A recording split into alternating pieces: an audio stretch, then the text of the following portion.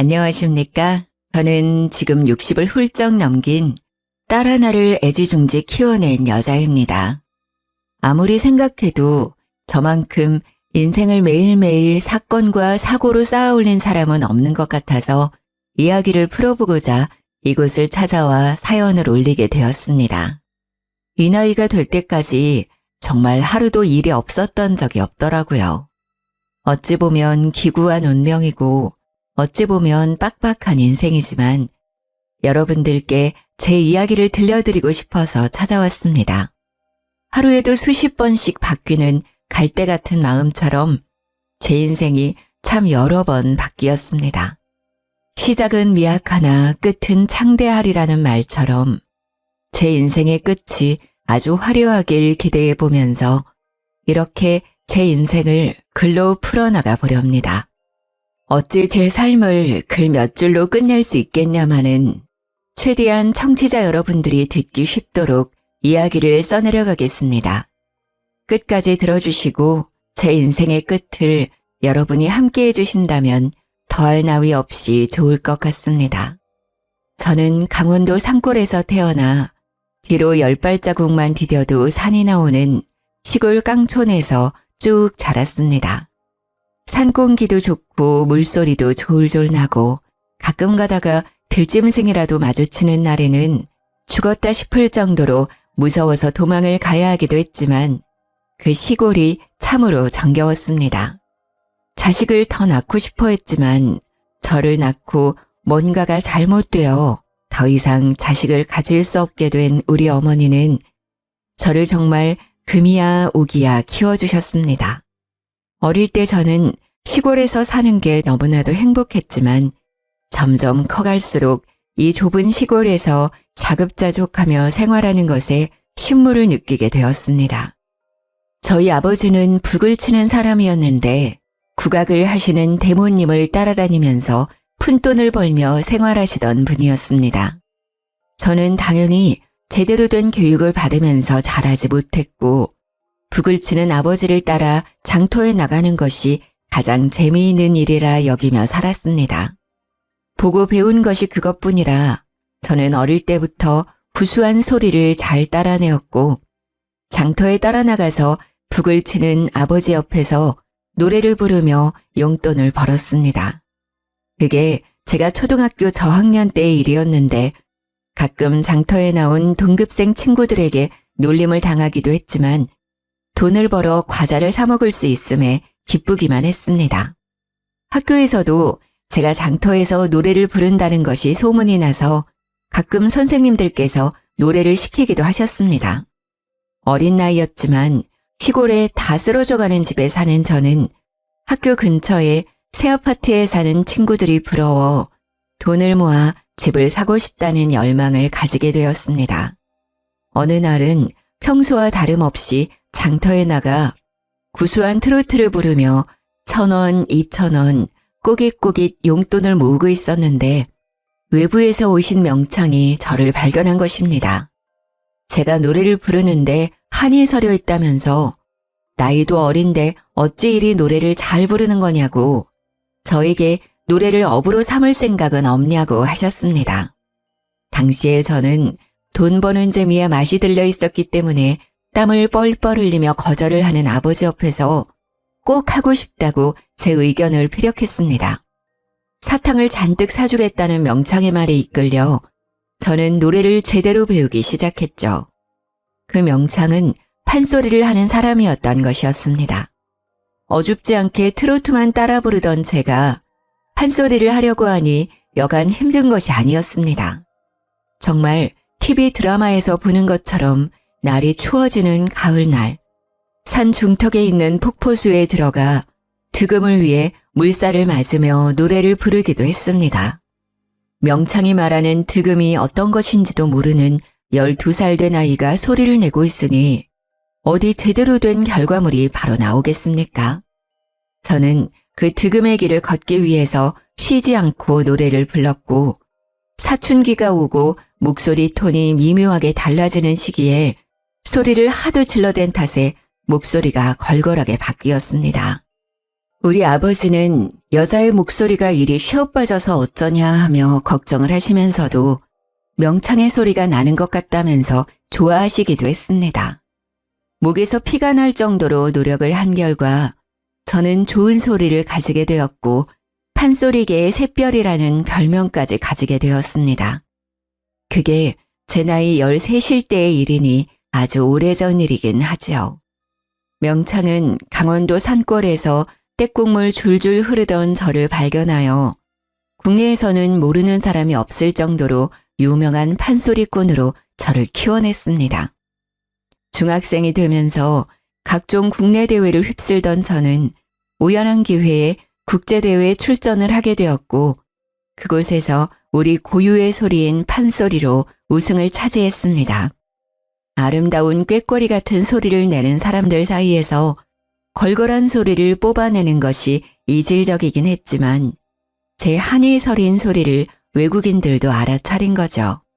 신이 내린 소리임이 틀림없다면서 저에게 과한 찬사를 보냈고 저는 국제대회 수상 이력 덕분에 이쪽 저쪽에서 초청을 받아 노래를 부르러 다녔습니다. 그때부터 저는 돈을 모을 수 있게 되었고 우리 부모님께 제가 열망했던 시내의 아파트 또한 선물을 할 수 있었습니다. 제가 고등학생이 되어서는 학교도 그만두고 전국을 돌며 판소리 공연을 하고 판소리를 널리 알리고자 해외 공연을 다녔습니다. 비행기를 처음 탔을 때는 너무나도 무서웠지만 하도 타고 이 나라 저 나라를 돌다 보니 그 어떤 교통수단보다 더 편하고 빠르다는 걸 알게 되었습니다. 국내에서는 저를 따라갈 후계자가 없음을 널리 알리며 판소리에 관심을 가져달라, 저를 응원해달라는 광고도 붙었습니다. 저는 대한민국을 대표하는 판소리꾼이 되었고 당연히 그에 따른 기고만장함도 조금 늘었습니다. 벼는 익을수록 고개를 숙인다고 명창은 저를 꾸짖기도 했지만 원래 고등학생들이 그런 허세에 조금 찌들어 살지 않겠습니까? 다른 또래들과 달리 제 밥벌이를 하면서 지냈는데 부모님께 아파트도 떡하니 선물해드렸는데 그 정도 허세는 조금 들어도 괜찮지 않나 싶었습니다. 저는 그렇게 19살이 될 때까지 안 가본 나라가 없을 정도로 각지를 돌아다니며 공연을 했고 판소리를 널리 알렸습니다. 가정주부로 평생 살았던 우리 어머니, 북을 치며 제 뒤를 쫓아다니며 매니저 역할을 해주셨던 우리 아버지, 우리 가정은 평생 행복할 거라 생각했습니다. 하지만 불행의 그림자는 제가 20살이 된 그날부터 드리워지기 시작했습니다. 20살 생일이 지나자마자 이상하게 제 몸이 쿡쿡 쑤시고 내장이 뒤틀리듯 아프기 시작했습니다. 부모님께서는 저의 건강에 이상이 생긴 것이 틀림없다며 너무 무리하여 공연을 하고 다녀서 그런 거라 생각하셨습니다. 일정을 모두 취소하고 며칠 쉬면 나을 거라고 장담을 하셨지만 며칠이 지나도 저의 이유 모를 통증은 사라지지 않았습니다. 결국 큰 병원에 입원을 하게 되었고 피가 마르는 검사를 전부 해보았지만 제 병명을 밝혀낼 수 없었습니다. 병원에서는 신체 자체에는 아무런 이상도 없다면서 보통은 스트레스 때문에 이런 병이 찾아올 수 있다고 진통제를 처방해 주었습니다. 집으로 돌아와서도 저는 계속 끙끙 앓기만 했고 20살 생일을 기점으로 살이 8kg이나 빠져버리는 이상 증세가 생기기 시작했습니다. 하루 종일 누워서 일어나지 못했고 이유 없이 열이 펄펄 끓기도 했으며 약이 말을 듣지 않는 지경에 이르렀습니다. 당연히 저는 모든 공연과 일정을 취소하고 집 밖을 나가지 못하게 되었습니다.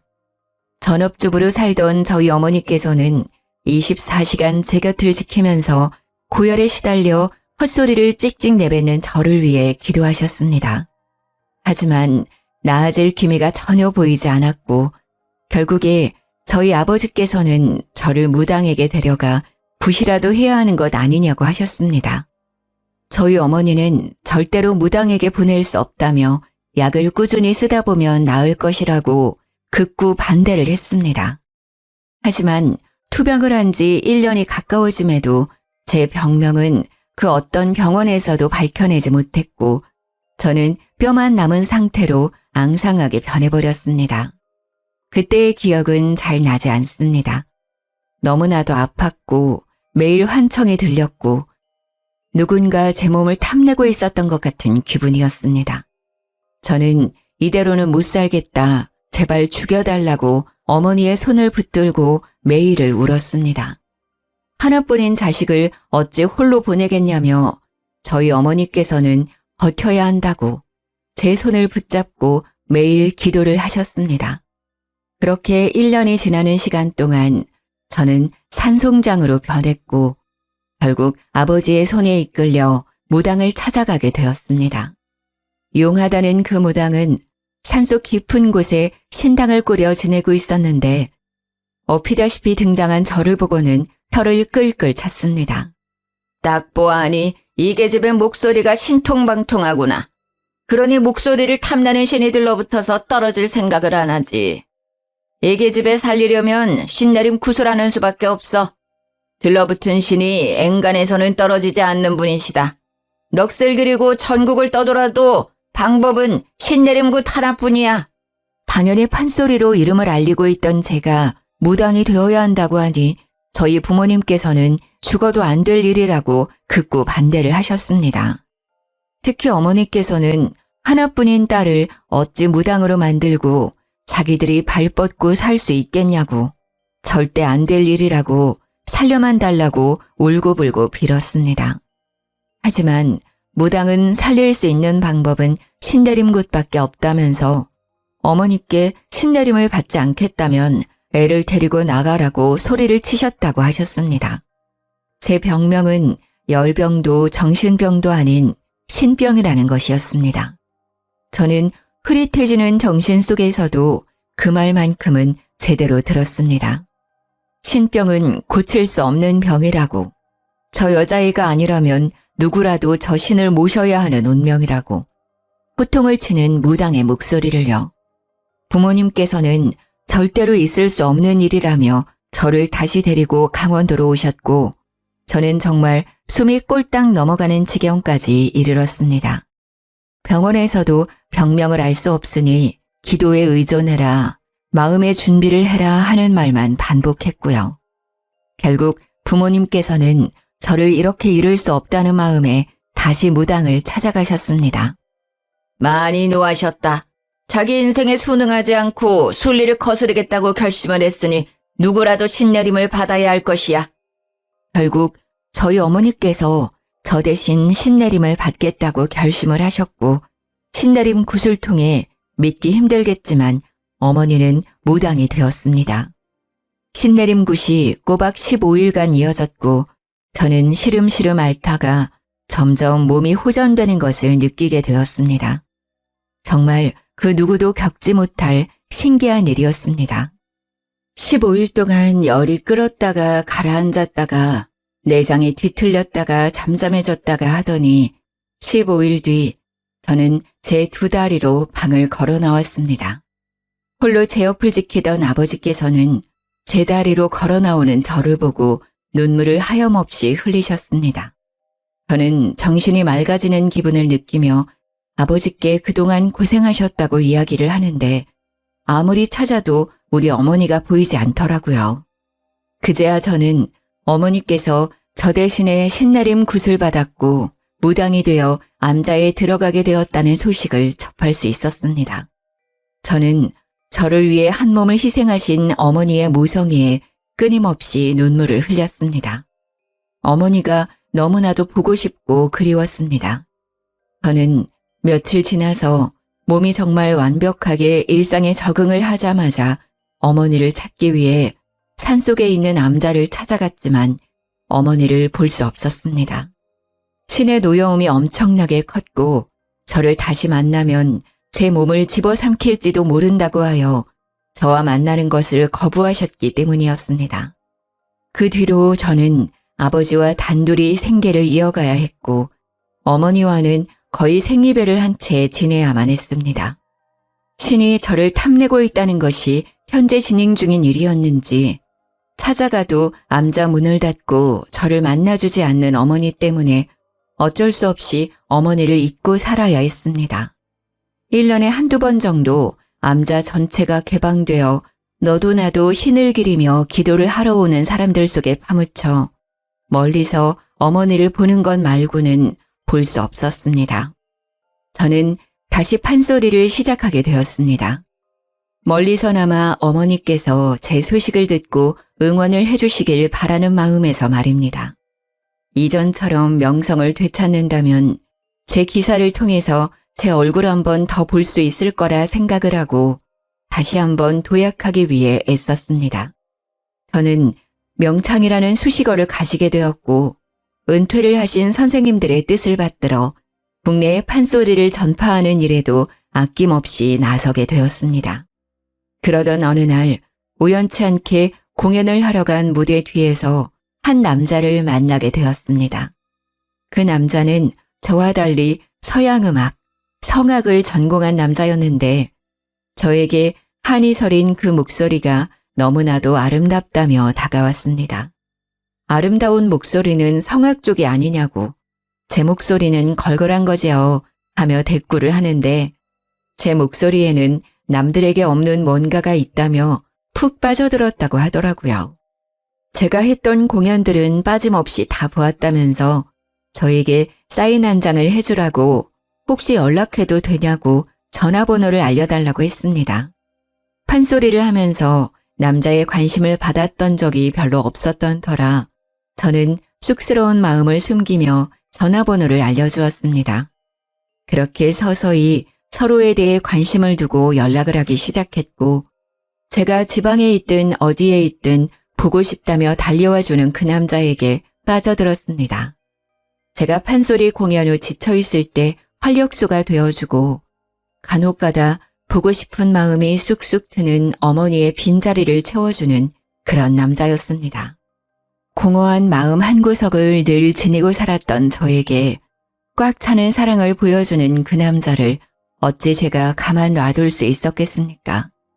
저도 속수무책으로 그 남자에게 빠져들게 되었고 저희는 남들보다 조금 빠르게 결혼을 약속하게 되었습니다. 성악을 전공한 남자답게 집안이 전부 음악을 전공한 사람들로 가득하다고 이야기를 해주었습니다. 시댁이라는 곳에 처음으로 인사를 드리러 갔는데 장식장 한편이 음악 콩쿠르에 나가 상을 받아온 트로피들로 가득하더라고요. 저도 어디 가서 상이라고 하면 빠지지 않는 사람이었지만 웅장한 집에 들어가니 주눅이 드는 것은 어쩔 수 없었습니다. 알고 보니 가족들이 전부 피아니스트, 지휘자, 성악가였고 죄다 독일에 유학까지 다녀온 인재들로만 구성이 되어 있었습니다. 북을 치는 아버지와 무당인 어머니를 둔 저는 너무나도 모양새가 빠지는 예비 며느리였습니다. 산골에서 폭포수를 맞으며 수련을 했던 저와 달리 남편은 어릴 때부터 독일에 유학을 가서 선생님께 발성하는 법을 배우고 피아노를 치기 시작했다고 했습니다. 제가 득음을 하겠다고 소리를 쥐어짜낼 때 남편은 유럽 여행을 하면서 각국의 맛있는 것들은 죄다 먹어봤다고 했습니다. 제가 대학에 가지 않고 신병을 앓고 누워 끙끙거릴 때 남편은 아주 유명한 대학 성악과에 들어가서 합창을 시작했다고 했습니다. 처음부터 끝까지 맞는 구석이 하나도 없는 우리 둘이 과연 잘 살 수 있을까 하는 의문이 들기도 했지만 아가페와 같은 사랑을 보여준 그 남자를 놓치고 싶지 않았습니다. 제가 부족하면 그만큼 더 노력하면 되는 것이라고 안일하게 생각하기도 했습니다. 결국 시댁에 인사를 드리러 갔는데 저에게 제일 처음 한 말이 바로 우리 집안은 서양음악을 하는 집안이기에 판소리꾼을 드릴 수 없다 였습니다. 저와 남편은 다른 이유도 아니고 그런 이유로 우리의 사랑을 갈라놓을 수 없다고 시댁에 반항을 하기 시작했습니다. 원래 로미오와 줄리엣도 양가에서 서로 앙숙처럼 반대를 해대니 둘의 사랑이 더욱 불타올랐던 것 아니겠습니까? 저와 남편도 아주 비슷했습니다. 시댁에서 반대를 시작하니 저희의 사랑이 더욱 고결한 것으로 느껴졌기에 반발심이 생기고 말았습니다. 시댁에서는 남편 보고 다시 독일에 가버리라고, 세상에 여자는 많고 음악을 하는 여자도 많다면서 남편을 구슬렸습니다. 하지만 서로의 눈에 보이는 것이 서로밖에 없었던 저희 둘을 갈라놓기엔 너무나도 허접한 소리였던 거죠. 저와 남편은 결국 마지막 선을 넘어버리고 말았습니다. 저는 시댁의 반대를 돌파하는 와중에 임신을 하게 됐어요. 남편은 오히려 시댁에 당당하게 임신을 했으니 결혼을 하겠다고 했고, 시댁에서는 목덜미를 잡고 쓰러지는 신용을 하셨습니다. 결혼을 더 이상 미룰 수 없다고 끝끝내 반대를 하시는 시댁 어르신들께 상견례 날짜를 통보하듯 전했습니다. 당연히 저도 아버지와 어머니께 상견례 날짜를 알려드렸지만 저희 어머니는 아무런 언질도 없이 나타나지 않으셨고 저는 참 서운했습니다. 상견례 자리에 아버지만 나타나자 시댁에서는 답답해하시며 저에게 물어보셨습니다. 사돈어른이 이혼했다는 소리는 들은 기억이 없는데 왜 안사돈은 오지 않으시는 거지? 저는 어차피 밝혀지게 될 일이라 생각해서 정면 돌파를 결심했고 시댁 식구들에게 솔직하게 이야기를 했습니다. 저희 어머니께서는 신을 모시고 계시기 때문에 오늘 일정에 참석하실 수 없으십니다. 신을 모시고 계신다고? 설마 무당이니? 정말 무당이야? 이런 말도 안 되는 집을 봤나? 우리 집안은 크리스천이야. 기독교라고. 근데 무당? 무당 딸을 며느리로? 죽어도 안 된다.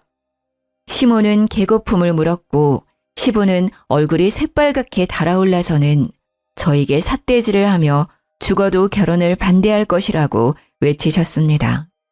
가운데서 땀을 뻘뻘 흘리던 우리 아버지는 조심스러운 말투로 종교는 자유 아니냐, 우리 딸도 성당 다닌다고 항변을 했습니다. 성당을 다닌다는 말에 기가 막히셨는지 시모가 헛웃음을 짓더라고요. 집안이 아주 개판이네, 개판이야. 애는 낳지 않는 게 좋겠어요. 기독교든 불교든 상관없이 살생은 금지를 하고 있지 않겠습니까? 어떻게 뱃속에 있는 핏줄을 지우라고 할 수 있는 건지 속이 많이 상했습니다.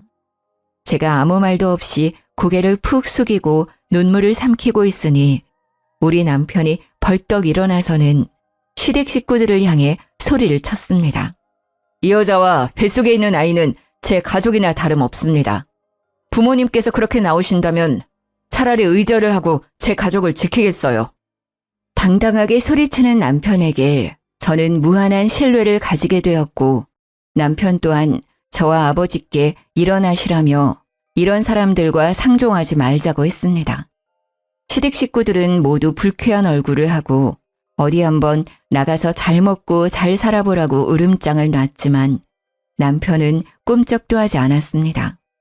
저에게 이런 나쁜 소리를 듣게 해서 미안하다며 앞으로는 우리끼리 잘 먹고 잘 살아보자고 우리만 행복하면 된 것이라며 이야기를 하더라고요. 저는 그런 남편과 혼인신고를 하게 되었고 저희 아버지의 집에서 셋이 함께 생활을 하게 되었습니다. 각종 지방으로 공연을 하러 다니던 저는 임신을 해서도 그다지 달라지지 않은 생활을 이어나갔습니다. 임신을 해서 그런지 배에 힘을 주기가 조금 어려웠지만 소리꾼이 평생 소리만 했는데 공연 하나 이어나가지 못할 정도는 아니었습니다. 자리를 굳건하게 지키기 위해 노력을 했고 성악을 전공한 남편도 오페라와 독주회를 하며 돈을 벌어오기 시작했습니다. 하지만 그것도 잠시 대대손손 음악가 집안이던 시댁에서 남편을 공연에 쓰지 못하도록 뒷공작을 펼친 것입니다. 가족을 버리고 간 놈이 잘 먹고 잘 살 수 있나 보자고 일을 갈더니 결국 더럽게 손을 써서 남편은 모든 일이 끊기게 되었습니다. 어떻게 자기 자식에게 그런 짓을 할 수 있는지 저 대신에 무당이 된 우리 어머니와는 너무나도 다른 행보라 끔찍하게 놀라웠습니다. 우리 남편의 일은 하나 둘 끊기더니 합창일을 하던 것까지 쫓겨나게 되었고 남편의 앞길은 완벽하게 막히게 되었습니다. 저는 어떻게든 생계를 이어나가기 위해 출산하기 전날까지도 쉼없이 공연을 하러 다녔고 우리 남편은 무력감에 빠져 점차 우울해지기 시작했습니다. 거기다가 출산을 하고 난 이후에 저는 딱 3개월간 몸조리를 하고 바로 돈이 필요하다는 것을 깨닫고 공연을 다니기 시작했습니다. 다행히 판소리꾼이 그다지 많지 않은 현실에 저를 찾아주는 곳이 많았고 저는 복귀도 아주 화려하게 치를 수 있었습니다. 제 복귀 소식이 기사로도 뜨고 공연표도 불티나게 팔렸지만 남편은 저를 축하해주지도 않고 점점 우울해졌습니다. 아무래도 제가 승승장구를 하는 와중에도 아무것도 하지 못하고 집에서 아이만 봐야 하는 현실이 죽을 만큼 싫었던 게 아닐까 싶습니다. 제가 일을 하러 나가야 했기에 육아는 당연히 남편의 몫이 되었습니다. 육아를 도와줄 주위 어른이 하나 없었으니 부부가 해도 바쁘고 힘들다는 육아를 남편 혼자 하느라 얼마나 힘이 들었을까요? 남편은 집 밖으로 나가지도 못하고 하루 종일 아이를 업고 집안일을 해야 했으니 자존감도 많이 떨어졌을 거라 생각이 듭니다. 해외 유학파로 이름을 날리면서 네로라 하는 대학을 졸업하고 오페라며 합창이며 솔리스트며 이름을 날리던 우리 남편이 한순간에 경력 단절남이 되었으니까요. 거기다가 노래와 상관없는 육아일만 하루 종일 하니까요. 매일 우는 애만 달래고 애 분유주고 기저귀 갈고 씻기고 우울증이 찾아올 수밖에 없게 된 것이죠. 출산을 해보신 분들이라면 다들 아실 거예요. 너무나도 연약한 우리 아이가 아플까봐 다칠까봐 하루 종일 애만 살피고 있는 자신에게 빠지는 무기력감, 우울감. 남편은 결국 공연을 끝내고 돌아온 저에게 이렇게는 못 살겠다, 숨도 못 쉬겠다, 힘들다 하면서 울고불고 난리를 쳤습니다.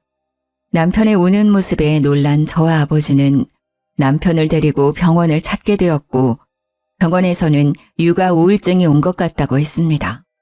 하지만 제가 가장인데 일을 쉴 수도 없는 입장이고 저와 아버지는 계속해서 공연을 하기 위해 집을 비우게 되었습니다. 그런 생활이 이어지자 남편은 결국 시댁에 전화를 걸어서 우울해 죽고 싶다고 제발 살려달라고 빌었다고 하더라고요. 그런 기회를 놓치지 않은 시댁은 남편을 살살 구슬려서 잠시 해외에 나가서 바람이라도 쐬고 오는 게 어떠냐고 제안을 했다더군요. 남편은 저에게 웬일로 밝게 웃으면서 시댁과 연락이 닿았는데 자기한테 나를 세우지도 않고 우리 아이 안부도 물어봤다며 좋아했습니다. 우울해 죽겠다고 하니 돈을 주겠다고 해외여행을 좀 다녀오라고 했다고 가도 괜찮겠냐고 물어보더라고요. 남편의 웃는 얼굴을 정말 오랜만에 봤고 연을 끊겠다던 시댁에서도 먼저 손을 내밀어 주신 게 감사해서 남편에게 다녀오라고 얘기를 했습니다. 남편은 갓난아이를 데리고 독일에 가겠다고 했고 저는 아이를 두고 가라는 것으로 약간의 실랑이가 벌어졌습니다. 남편은 독일에 가서 베이비시터를 두면 된다고 했고 자기가 당장 일이 없으니 함께할 시간이 충분하다고 우겼습니다. 하지만 저는 해외에 나가서 애가 아프기라도 하면 곤란하지 않겠냐. 차라리 내가 공연을 다닐 때 24시간 상주 도우미와 함께 다니겠다고 했습니다. 남편은 저에게 그동안 공연을 한다고 집안을 돌보지도 않던 사람이 어찌 애를 보겠냐며 박박 우겨서 저는 결국 남편이 하고 싶다는 대로 해주게 되었습니다. 아이가 돌이 지날 때까지 제대로 아이를 돌본 적이 없는 건 사실이었으니까요. 아무튼 남편이 해외로 나간 지 한 달이 지나고 2달이 지났는데도 남편은 한국에 돌아올 생각을 하지 않았습니다. 처음에는 이왕 나간 거 제대로 즐기다 와라 했는데 2달이 넘어가면서부터 슬슬 마음 한구석이 불안해지기 시작했습니다. 그 즈음쯤 아버지께서 북을 하도 오랜 시간 두들긴 탓에 손목도 어깨도 손 쓸 수 없을 만큼 약해져서 통증 때문에 북을 제대로 치지 못하게 되었습니다. 저에게 다른 사람을 알아보는 게 좋겠다고 하셨고, 저는 몇 개월을 더 북치는 사람을 알아보며 공연을 돌았습니다. 남편이 독일에 간 지 6개월이 되었을 무렵, 저는 남편에게 한국으로 돌아오라고 화를 냈지만 남편은 제 말을 듣지 않았습니다. 알고 보니 시부모가 해외에 있는 남편에게 모든 걸 다 제공하면서 해외에 눌어붙기를 강요하고 있었던 것이었습니다. 생활비를 전부 보태주고 집도 얻어주고 아이와 함께 생활할 수 있는 모든 편의를 시댁에서 봐주고 있었던 것이죠. 그러니 남편에게는 한국에서 얻을 수 없었던 안정과 여유가 생겼고 한국으로 돌아오고 싶지 않았던 것입니다. 게다가 독일에 있는 합창단까지 들어가서 공연을 시작했더라고요. 시댁에서는 남편이 일을 할 수 있도록 계속해서 뒤에서 일거리를 물어다 주었습니다. 저 같아도 그런 생활을 할 수 있다면 한국에 들어오지 않고 싶겠더라고요. 아버지는 북을 더 이상 칠 수 없게 되어 어머니가 계신 암자 근처에서 생활을 하고 싶다고 하셨습니다.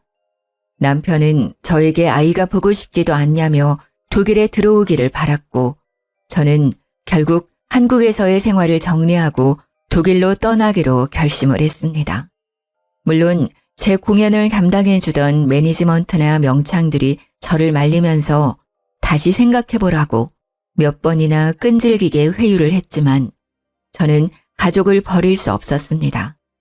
남편이 본인 가족을 버리고 저에게 왔듯이 저도 제 가족을 위해 떠나야 할 시기라고 생각을 했습니다. 게다가 제가 해외에서 판소리 공연을 다녔던 적도 있으니 무대를 해외로 옮기면 된다는 아니란 생각을 하고 떠나게 되었습니다. 제가 독일에 가니 살도 오르고 부쩍 밝아진 남편이 저를 맞이해 주더라고요. 다른 것보다 남편의 좋아진 얼굴을 보니까 독일에 오길 잘했다는 생각이 들어서 가정에 충실해야겠다는 생각을 하게 되었습니다. 저는 한국에 있는 매니지먼트의 도움을 받아서 해외에서도 판소리 공연을 할 수 있는 자리를 알아보기 시작했습니다. 하지만 생각보다 해외에서 초청 공연의 기회 말고는 제 판소리 공연을 할 만큼의 기회가 주어지지 않았고 저는 점점 일이 끊기게 되었습니다. 판소리에 대한 해외의 관심이 아주 잠깐이었고 후배들이 치고 올라왔기에 제가 뛰어다닐 만한 무대가 주어지지 않았습니다. 엎친 데 덮친 격으로 제가 독일에 들어갔다는 이야기가 시댁의 귀에 들어가게 되면서 시댁에서는 다시 한번 남편의 목줄을 죄기 시작했습니다. 남편이 하던 일을 모조리 끊어버린 것입니다. 남편은 실력이 나빴던 것은 아니지만 쟁쟁한 사람들 사이에서는 눈에 띄는 실력을 가진 것이 아니었습니다. 그러다 보니 시댁의 도움이 사라지자 점차 일이 끊어지게 되었고 제가 판소리로 돈을 벌 수 있는 상황이 아니다 보니 생활고에 시달리게 되었습니다. 시댁에서는 이참에 집세를 내주던 것도 생활비를 지원해 주던 것도 모조리 다 제약을 걸어버렸고 저는 무기력해진 남편의 모습을 다시 한번 봐야 했습니다. 어떻게든 우리 가족이 먹고 살 만큼의 돈이 필요했기에 저는 독일에서 아이들을 돌보는 시터 일을 시작하게 되었습니다. 남편과 달리 독일어를 전혀 할 줄 몰랐던 저는 독일에 있는 한인 아이들의 등하교와 방과 후 시간을 기다리며 아이들의 간식을 챙겨주는 시터 일을 했습니다. 그러다 보니 월급이 생각보다 많지 않았고 정작 우리 아이는 제대로 된 음식을 먹지 못하는 지경까지 이르렀습니다. 저는 남편에게 다시 한국으로 가자. 내가 판소리를 해서 돈을 벌어오는 게 더 좋을 것 같다고 구슬렸습니다.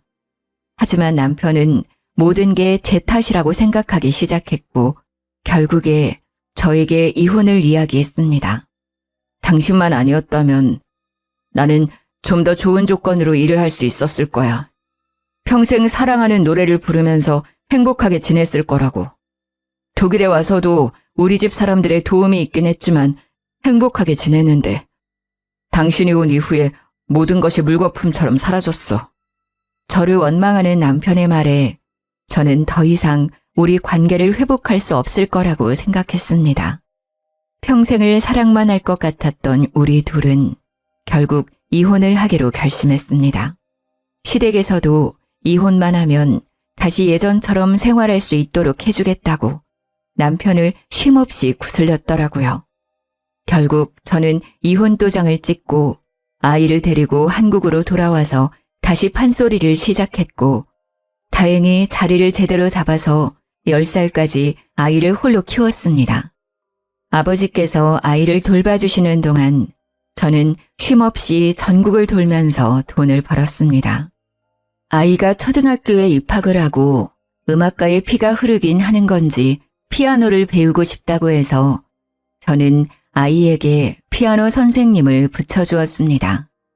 피아노를 치면서 노래를 부르는 것에 흥미를 가지더니 딸아이는 초등학교 합창단에 들어가서 노래를 부르기 시작했습니다. 그런데 정말 피는 못 속인다고 아이가 노래를 너무나도 잘 부르는 것이 아니겠습니까? 목소리가 옥구슬이 굴러가는 것 같은 청아한 소리를 내는데 제가 들어도 남들보다 훨씬 수준 높은 가창력을 뽐내더군요. 합창단 선생님도 같은 생각이었는지 아이가 노래를 부르는 것을 영상으로 찍어서 그때 당시에 유명한 동영상 사이트에 아이의 영상을 올렸습니다. 방송국에서도 영재가 틀림없다며 합창단 제의가 오고 아이를 취재하고 싶다면서 이리저리 찾아오곤 했습니다. 덕분에 노래를 잘 부르는 아이로 영상이 유명해지게 되었고 음악가 집안이던 시댁에서도 그 소식을 듣고는 저를 찾아왔습니다. 애가 성악에 소질이 있는 것 같은데 피는 못 속이는 것 아니겠냐. 성악 쪽으로 키워줄 수 있으니 음악을 시키자고 하더라고요. 저는 시댁에서 찾아왔다는 것 자체가 불쾌했지만 시댁에서는 꾸준히 저에게 연락을 해오며 남편이 지금 독일에 있으니 아이를 유학 보내자고 했습니다. 독일에 가서 기초만 제대로 잡아도 조수미에 버금가는 성악가가 될 것이라고 절대적으로 서포트를 해주겠다고 말을 했습니다. 저는 아이의 미래를 위해선 나쁘지 않은 제안이라는 생각이 들었습니다. 딸아이가 노래에 욕심을 보이기도 했으며 소리 자체가 성악을 했을 때 두각이 드러나는 소리였기에 독일로 보내기로 결심을 했습니다. 남편이 워낙 딸아이의 육아에 철저했던 사람이었으니 믿고 보내기로 한 것입니다. 그런데 시댁에서 그런 말을 하더라고요. 해외로 나가려면 양육자가 누구인지 그런 게 중요한 거 알고 있어? 남편이 양육자로 지정되어 있지 않으면 법적으로 제한이 생길 수 있어. 그러니까 아이를 위한 길이라고 생각하고 양육자를 우리 아들로 바꿔주었으면 해. 저는 내키지 않았지만 독일에 간다고 신이 나 있는 딸을 위해 눈물을 머금고 양육자를 남편으로 변경을 해주었지만 모든 것이 시댁의 계략이었습니다. 독일에 간 딸은 처음에 저와 연락을 자주 했지만 점점 연락하는 횟수가 줄어들기 시작했습니다. 한동안 연락 없는 딸이 걱정되어 전화를 걸어보니 없는 번호라고 나오는 것이 아니겠습니까? 저는 놀라서 딸의 집 주소로 편지를 보냈지만 그 집에 이미 딸이 살고 있지 않다면서 편지가 반송되어 돌아왔습니다. 저는 시댁에 연락을 하고 찾아도 가보고 딸의 행방을 알려달라, 번호 아니면 편지라도 쓸 수 있게 주소를 알려달라고 했지만 그들은 저를 완벽하게 무시했습니다. 저는 결국 딸과 연락을 할 수 있는 방법을 찾지 못했고 그대로 딸을 잃어버린 어미가 되었습니다. 결국 매니지먼트사를 통해서 뒤에서 몰래 남편의 행방을 찾으러 다녔습니다. 남편이 성악을 계속하고 있었기 때문에 소식은 어렵지 않게 들려왔습니다.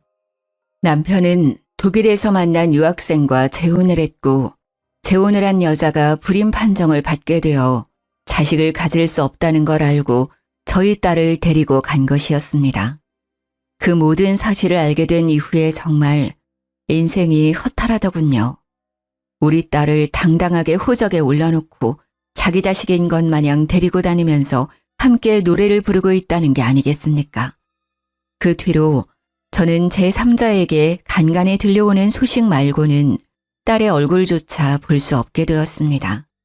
어떻게 컸는지도 알 수가 없고 정말 막막함에 딸의 소식이 들려오기만 기다리고 있었습니다. 그러다 해외 뉴스에 나온 딸을 보게 되었는데 우리 딸이 무슨 콩쿠르에 나가서 상을 받았고 18살 나이로 오페라 무대에 서게 되었다는 소식이었습니다. 노래를 그렇게 잘하더니 성공하는구나 싶어서 뿌듯한 마음이 들면서도 혹시라도 저를 잊었을까봐 가슴을 졸이게 되었습니다. 저는 결국 딸의 매니지먼트라도 알고 싶어서 찾기 시작했으나 우리 딸이 따로 계약한 소속사 없이 혼자 개인 활동을 하고 있다는 것을 알게 되고 좌절하게 되었습니다. 독일로 날아가서 딸을 찾고 싶었지만 어느 지역에서 뭘 하는지 알 수가 없으니 찾아갈 수가 없었습니다. 그래도 뉴스로나마 딸의 소식을 받을 수 있어서 기뻤지만 그마저도 19살이 된 이후에 소식이 끊어지게 되었습니다. 그 어떤 공연도 콩쿠르도 나오지 않고 소식이 끊어져 버린 딸을 찾고 싶어서 난리를 쳤지만 결국 찾을 수가 없었죠. 저는 포기한 채로 5년이라는 시간을 더 보내게 되었습니다. 그러던 어느 날 우리 어머니의 신딸께서 연락이 왔고 30년 만에 어머니께서 먼저 보자고 저에게 연락을 하셨습니다. 저는 제 나이 50이 넘어서야 어머니의 연락을 받고 신이 나서 한달음에 어머니가 계신 암자로 찾아가게 되었습니다. 암자 입구에 들어서니 신딸이 저를 딱 막는데 불러놓고 왜 막느냐며 항의를 했더니 어머니께서 곧 나오실 테니 기다리라는 말만 반복을 하더라고요. 1시간을 꼬박 기다려서 어머니를 만나게 되었는데 저에게 그러시더군요. 저기 네 딸이 누워있다. 가서 봐라. 저는 이게 무슨 소리인가 싶어서 어머니가 가리키는 방으로 들어가니 정말 그대로 자란 제 딸 수연이가 바닥에 누워있는 게 아니겠습니까? 그런데 딱 보기에도 상태가 너무나도 좋지 않았고 애가 사람도 못 알아보고 시름시름 앓고 있는데 열이 펄펄 끓고 있었습니다. 네 딸 꼴을 보아하니 30년 전 기억이 떠오르지 않니?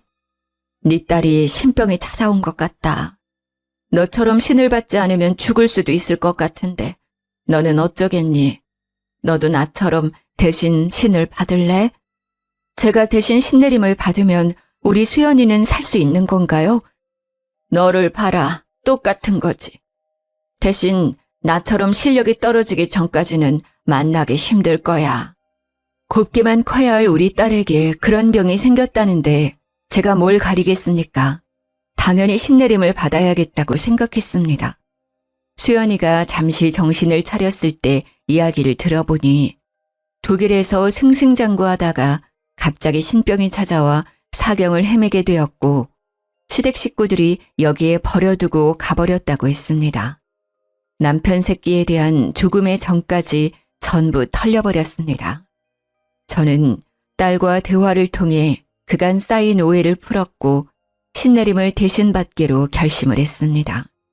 어머니의 주도하에 내림굿을 받았고 정말 신기하게도 우리 수연이의 병은 말끔히 나았습니다. 다시 독일에 가서 노래를 부르라고 하니 싫다며 한국에 남겠다고 했습니다. 수연이는 다시 처음부터 성악을 시작했고 작은 무대부터 큰 무대까지 고루고루 서게 되었습니다. 당연히 시댁에서도 알게 되었고 어머니와 함께 지내고 있는 남자로 시모가 찾아왔더군요. 결국 무당이 될 운명이었구먼. 이래서 개판인 집안이랑은 연을 맺으면 안 되는 것이었는데 욕심이 가득한 할미 같으니라고. 화를 크게 입을지도 모르니 할미 차 조심해. 제가 무당이 되어서 그런 건지 시모의 얼굴을 보는데 스쳐 지나가는 그림이 막 보이더라고요. 저도 모르게 시모에게 말을 뱉으니 시모가 놀라서 도망을 쳤는데 그날 차를 타고 집에 가는 도중에 고라니를 쳐서 차 사고가 났다는 게 아니겠습니까? 경미한 사고긴 했지만 제 말이 마음에 걸렸는지 찾아오지 않더라고요. 우리 딸이 독일에 들어가지 않고 계속 한국에 있으니 결국 전 남편과 재혼녀가 한국에 와서는 우리 딸을 설득하기 시작했다고 합니다. 딸이 귀찮으니 저희 암자 근처에 아버지 집으로 숨어 들어왔는데요. 끝내 저희 암자까지 찾아와서는 딸을 내놓으라고 저를 협박하기 시작했습니다. 내가 내 딸을 대신해서 신내림을 받았는데 이제 와서 내 딸을 데려가려고 해? 호적상 내 딸인데 어떻게 당신 딸이라고 박박 우게 되는 거야? 이 망할 년, 자궁에 탈이 난 게 선천적이라고 구라를 친 나쁜 년. 네가 떼다 버린 애가 셋이 넘는 걸 하늘이 아는데. 그러니 남편의 재혼녀가 사색이 되어서는 저한테 삿대질을 하며 너 누구냐고 소리를 막 치더라고요. 어쩌겠습니까? 신을 받은 이후에 보고 싶지 않아도 보이고 말하고 싶지 않아도 신의 목소리가 터져나오는 것을요. 재혼녀가 불임이 된 이유가 젊었을 때 하도 난잡하게 놀아서 낙태 수술을 여러 번 반복하면서 생긴 것이었습니다. 그 사실을 알게 된 남편이랑 시모가 재혼녀를 쥐잡듯이 잡았는데 재혼녀도 뻔뻔하게 나오더라고요. 당신도 유부남일 때 나 만나서 바람 피운 거잖아. 그러면서 둘이 개싸움을 하는데 아주 흥미진진했습니다. 결국 둘이 이혼을 하고 재산 분할까지 했는데 서로 돈을 주지 않으려고 난리를 쳤다고 하더라고요. 그 이후로 저는 제 아내 신 때문에 딸이랑 자주 만날 순 없지만 연락을 자주 하면서 지내고 있습니다. 말년에 어머니와 함께 지낼 수 있어 행복하고 아버지와도 자주 만날 수 있어서 행복하게 지내고 있습니다. 붓을 하러 오고 점을 보러 오는 사람들이 줄을 서는 암자라 안정적으로 잘 살고 있습니다. 그렇게 큰딸이 곧 결혼을 앞두고 있는데 제가 무당이라 딸에게 미안한 마음이 먼저 들더라고요. 하지만 사돈 어른이 암자까지 찾아와서는 제 손을 꼭 잡으며 며느리 걱정을 하지 말라고 자기들이 잘 보살펴주겠다고 이야기를 해주어서 안심이 되었습니다. 저에게 제가 신을 모시고 있기 때문에 신의 축복이 함께하지 않겠냐고 하는데 정말 눈물이 쏟아져서 혼났네요. 좋은 사람 만나서 결혼까지 하게 된 우리 딸을 위해 저는 오늘도 기도를 올려봅니다. 남은 여생 행복하게 살다가 하늘 곁으로 가길 기도하며 제 글은 여기서 마치도록 하겠습니다.